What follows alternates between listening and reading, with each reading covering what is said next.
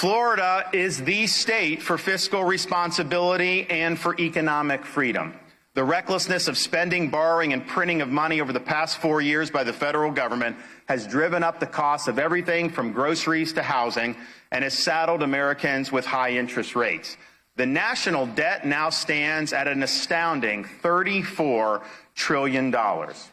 In New York City, there's a famous debt clock that shows the national debt going up in real time.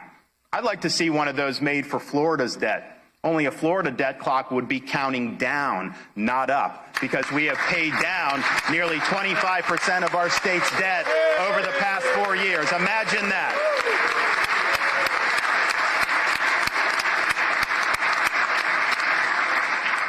Indeed, if you took the share of the national debt and apportioned that to every individual American, it would be $100,000 a pop that each American would owe. Florida, the average individual Floridian share of our state debt, isn't $100,000. It's $661, the lowest per capita debt in all of these United States. That is the way you do this.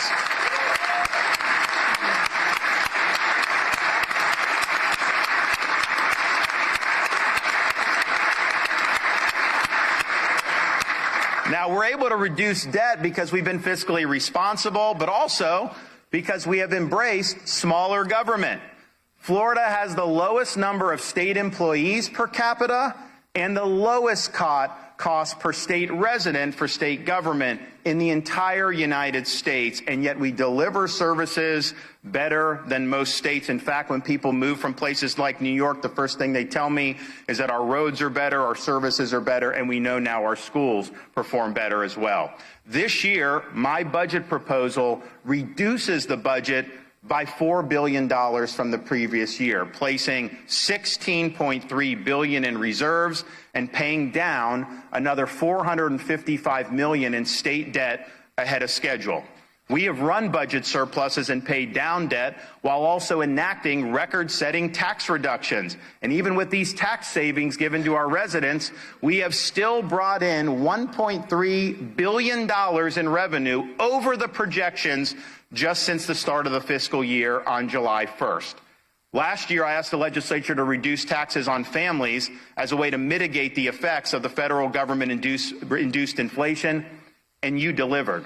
We have made it tax-free to raise a child in Florida by permanently removing sales taxes on all baby items, cribs, strollers, diapers, wipes, children's clothing, shoes, among other items. We say we're family friendly. We didn't just talk the talk, we walk the walk, and families are benefiting as a result of what you did in last legislative session.